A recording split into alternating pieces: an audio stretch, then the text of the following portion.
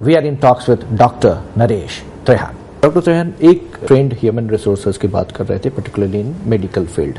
अगर आप इसको ध्यान से देखें, अगर मैं तुलना करता हूं भारत की एजुकेशनल हेल्थ केयर एजुकेशन में अमेरिका से, तो ज़माना अब है सुपर स्पेशलिटी का। पीजी कोर्सेज के सीट्स जितने अपने यहाँ हैं और अंडर ग्रेजुएट कोर्सेज के जितने सीट है, 50,000 के आसपास अंडर ग्रेजुएट सीट्स है, लेकिन पीजी कोर्सेज के सीट्स कम है, बहुत कम है, 14,000। अमेरिका में बिल्कुल उल्टा है, 18,000 के आसपास यूजी के सीट्स हैं और 32,000 के आसपास पीजी के सीट्स हैं। आप एक बहुत बड़े नामी गिरामी डॉक्टर हैं, इस क्षेत्र में मुझे लगता है कि आप ज़्यादा कुछ कर नहीं रहे। अमेरिका का मॉडल इंडिया का मॉडल नहीं बन सकता। अलग है, क्योंकि यहाँ से लोग स्पेशलाइजेशन के लिए लोग बाहर जाते हैं पढ़ने के लिए। वो भी बात अलग है, आप अपना सोचो ना कि हमारी नीड क्या है। जी जी। आप तो ये कहते हो कि हर एक आदमी को हर एक प्रोफेशन में एक ही मोल्ड से निकालना है कि भाई तू एमबीबीएस कर ले। अब एमबीबीएस करके डॉक्टर क्या करेगा? उसकी एम्बिशन है डॉक्टर बनेगा कि तो मैं उससे आगे चलूं। Right, true. तो हमारी जो ट्रेडिशनल आउटलेट्स थी वो यही था कि भाई एमसीएच कर लो, एमडी कर लो, डीएम कर लो, और जो सीट्स हैं वो 1/4 भी नहीं है ग्रेजुएट से।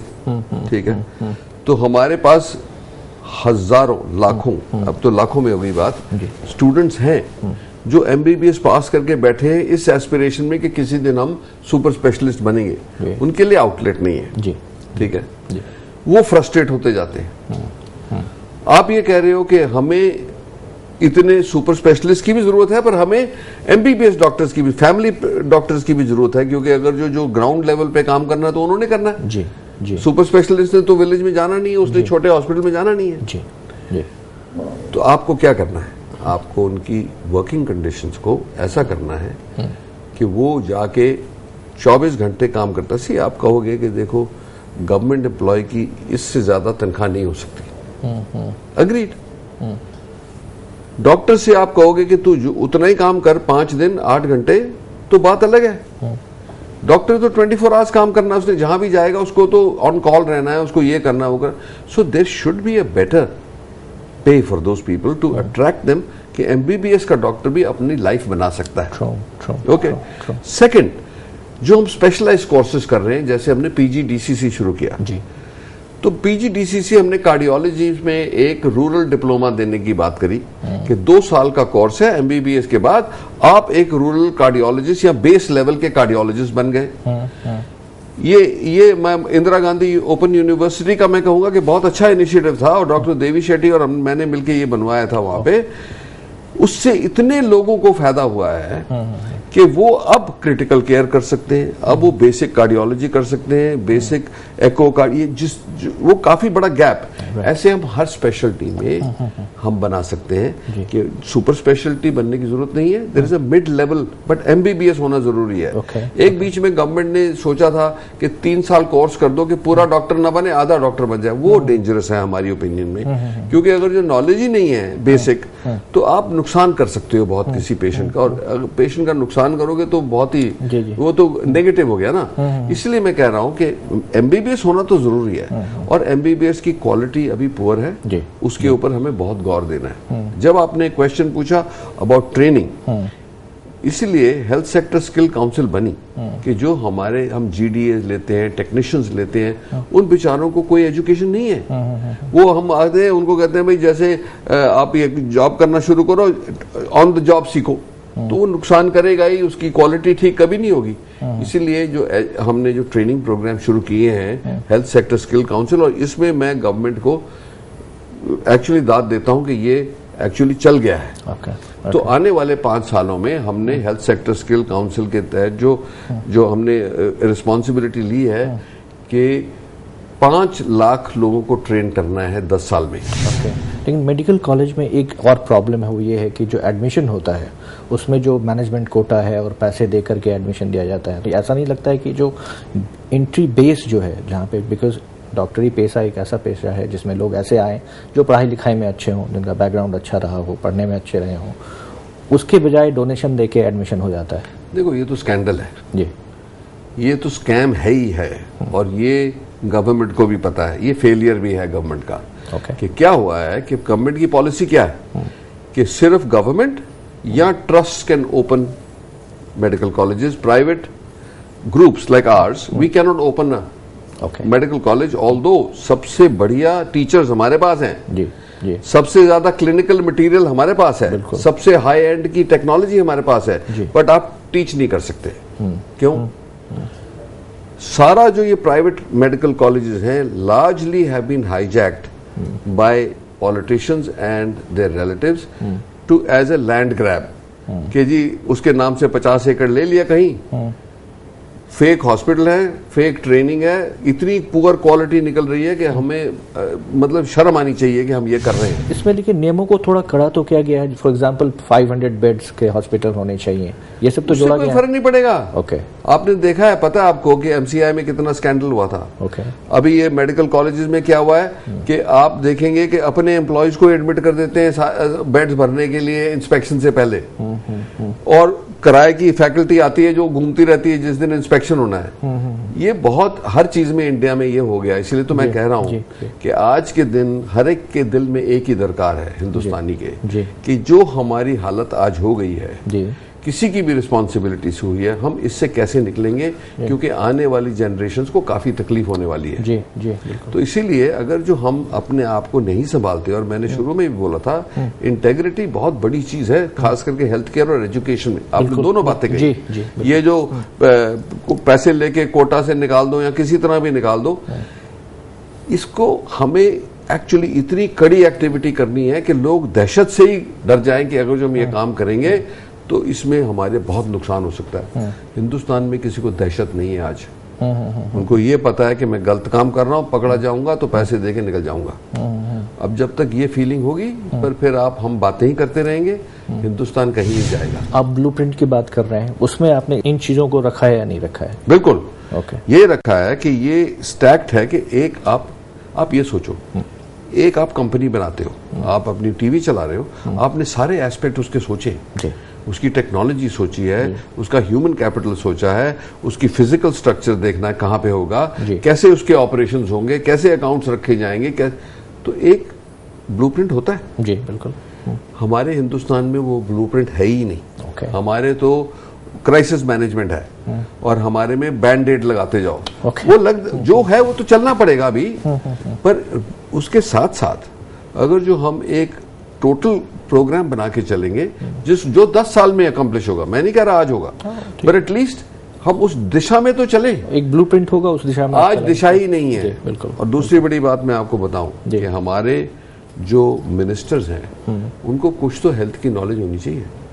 तो आपको लगता है कि जो इस फील्ड के एक्सपर्ट्स हैं वही मिनिस्टर बने, हेल्थ मिनिस्टर? बिल्कुल. कुछ तो नॉलेज हो. अगर जो नॉलेज ही नहीं है तो वो हेल्प क्या कर सकते हैं हमारी, अंडरस्टैंडिंग क्या कर सकते हैं हमारी. अगर जो उनको तो कुछ समझ ही नहीं आएगा कि भाई ये जो रियल प्रॉब्लम्स क्या हैं इसके.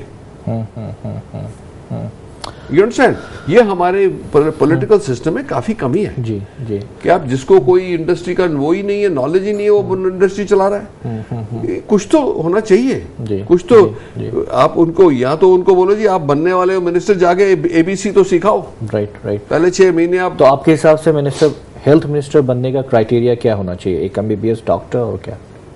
पब्लिक हेल्थ वर्क होता है, एमबीबीएस होता है, कोई प्रैक्टिसिंग एक्सपीरियंस्ड पर्सन होता है, या उनको कोई ऐसा, उन्होंने अपनी स्टेट में अपने पॉलिटिकल करियर में कोई ऐसा हेल्थ के ऊपर काम किया हो कि कुछ ब्रॉड बेस तो समझ आए, या एनजीओ हो हेल्थ से रिलेटेड, या कुछ तो ब्रॉड बेस हो. अगर जो आपको यही नहीं पता लगेगा कि वो बिल्डिंग ब्लॉक्स कैसे बनेंगे, और या तो ऐसा एडमिनिस्ट्रेटर हो कि उसको समझ ले फटाफट, ये जरूरी नहीं होता. आप ये सोचो कि जैसे सेक्रेटरी ऑफ इंडिया होता है, secretary of the government of India को नॉलेज नहीं होती baseline, but they are suppose to be intelligent enough to understand and have the time. True. You see, एक तो ये है ना कि पूरी डेडिकेशन आप करोगे तो आप ब्रॉड बेस अपने आप को एजुकेट करोगे तो 2-4-6 महीने में समझ आ जाएगा. जी. बट अगर जो आप एफर्ट ही नहीं करोगे तो ये हमारे हिंदुस्तान का फ्यूचर की बात कर रहा हूं मैं, जो हमारी कमियां रही हैं. हमने 65 साल में कुछ किया और बहुत कुछ नहीं किया. पर ये आप सोच लो कि हम जितने भी आंकड़े दिखाते रहे, अभी भी जो गरीबी है और जो भूखमरी है, उसके लिए कोई एक्सक्यूज नहीं. बिल्कुल. गरीबी की बात हो रही है, बीपीएल की बात हो रही है. डॉक्टर त्रेहन, आप बार बार ये भी कहते हैं कि जो हमारी जो प्राचीन पद्धति थी, जड़ी बूटियों वाली पद्धति, उसमें कोई साइड इफेक्ट भी नहीं था। आपने अभी हाल में कहीं कहा भी कि उस पर हमें वापस आना चाहिए, जाना चाहिए। वो आपके ब्लूप्रिंट में है क्या? नहीं, वो तो आप एक नेशनल बात कर रहे थे जी, और मैं अपनी पर्सनल बात बताऊं आपको। जी, ठीक है। तो लोग ये मुझे पूछते भी हैं कि भाई आपने मैदानता क्यों बनाया, आप तो पहले ही बहुत अच्छा कर रहे थे। तो मैंने कहा देखो, मेरे को 2003 में ये एहसास हुआ कि हिंदुस्तान को या तो हम पहले बुलाते थे अंडर डेवलप्ड कंट्री जी, फिर बनाया हमने डेवलपिंग कंट्री जी, और बहुत दिनों से है डेवलपिंग, है बहुत दिनों से डेवलपिंग है, डेवलप्ड हो नहीं पा रहा है। फिर ऑलमोस्ट डेवलप्ड थी, अच्छा, अब उसको इमर्जिंग मार्केट बना दिया। ये नहीं कि बोला कि हिंदुस्तान हो गया। और मैंने सोचा इसका वजह क्या है। जी जी, हम तो बोल सकते हैं कि बड़े बुरे लोग हैं इसलिए नहीं करते, पर उसकी असलियत ये है कि हमने अपना फ्यूचर अपने हाथ में अभी तक लिया ही नहीं। ओके, जिस कंट्री का जो सबसे बड़ा हमारा क्लेम क्या है कि हम कॉपी कैट्स हैं। हम वहाँ फार्मास्यूटिकल कंपनी की ड्रग उससे पैटेंट से निकलेगी, हम उसको बना के फिर बेच देंगे दुनिया में। हर चीज को कॉपी कर देंगे यहाँ पे। मैं भी वहां सीख के आया हूँ, यहाँ के कॉपी कर रहा हूँ ना। तो हमने ऐसा कोई इंस्टीट्यूशन नहीं बनाए। जैसे हेल्थ केयर में आप देखोगे, हार्वर्ड है, मेयो क्लिनिक है, क्लीवलैंड क्लिनिक है, स्टैनफोर्ड है, जॉन हॉपकिंस है, 5-7 इंस्टीट्यूशन अमेरिका में है, वर्ल्ड में भी है, जिनका ना ही कि वो बेस्ट ट्रीटमेंट देते हैं, बिल्कुल, बट वो fountain head of new knowledge है अपनी तरफ से। और वो हमारे को थोड़ा देखते हैं, वो तो अपनी करते हैं। तो आप क्यों नहीं इस तरह का? ये मैदानता बना ही इसलिए है, मैदानता बना इसलिए था, इसके 3 पहलू थे कि इंफ्रास्ट्रक्चर, टेक्नोलॉजी और जो उसके डॉक्टर्स हैं, वो ह्यूमन कैपिटल ऐसा हो जो इस तरफ चले। वो हो गया है। अब हमने जो रिसर्च शुरू करी है, मेरा ये बिलीफ है कि जैसे आप बोल रहे थे कि जो हमारी ट्रेडिशनल मेडिसिन है इंडिया की या इवन चाइना की, एक्यूपंक्चर, उनको अगर जो मॉडर्न मेडिसिन से मिला दिया जाए तो इसके 2 फायदे होंगे। एक, हमारी मॉडर्न मेडिसिन जो है, आधुनिक जो है, वो कहती है आपको बीमारी है, मैं उसको ठीक कर दूंगा, मैं आइदर पॉइजन दूंगा या रेडिएशन करूंगा या सर्जरी करूंगा, पर आपकी बॉडी से कोई हेल्प नहीं चाहिए मुझे, मैं अपने आप करूंगा। राइट। तो इसका मतलब ये है कि इफेक्टिव है 90%, कॉस्ट बड़ी एक्सपेंसिव है और बड़ी इन्वेसिव है। Okay. Ayurveda, homeopathy, Chinese medicine, acupuncture कहता है कि मुझे आपकी बॉडी को स्टिमुलेट करने दो, कि वो बॉडी लड़ेगी डिजीज से। यस यस, गुड, या ठीक है। तो अगर जो ये तो आर्मी और एयरफोर्स हो गया ना, कि अगर जो हम दोनों की पावर को कंबाइन करेंगे तो हो सकता है कि हम डिजीज को कंबाइंड पावर से बहुत इफेक्टिवली ट्रीट कर सके। और क्योंकि उसकी जो मॉडर्न मेडिसिन की जो संख्या है वो कम हो जाएगी, कॉस्ट आधी हो जाएगी, और ह्यूमन बॉडी बच जाएगी पॉइजन से। तो आपको लगता है ये अच्छा फ्यूजन होगा? अभी हो रहा है ऑलरेडी। गुड। ऑलरेडी शुरू कर दिया। न्यूरोलॉजिकल डिजीजेज में हमें बहुत बड़ी सक्सेस हुई है, कंबाइनिंग न्यूरो के modern medicine and Ayurveda. Okay, good. बहुत सारी चीजें इसका पोटेंशियल है, वो सब स्टडीज चल रही हैं। अभी थोड़ा प्री मैच्योर है उनके रिजल्ट्स डिक्लेयर करना, बट मुझे विश्वास है कि आने वाले 3 से 5 साल में ये इतनी डेवलप हो जाएगी कि हम गर्व से कह सकेंगे कि ये इंडिया से बनी है new era medicine. Very good doctor Trehan, it was really nice talking to you. नहीं, it's an honour and I am glad that you are taking interest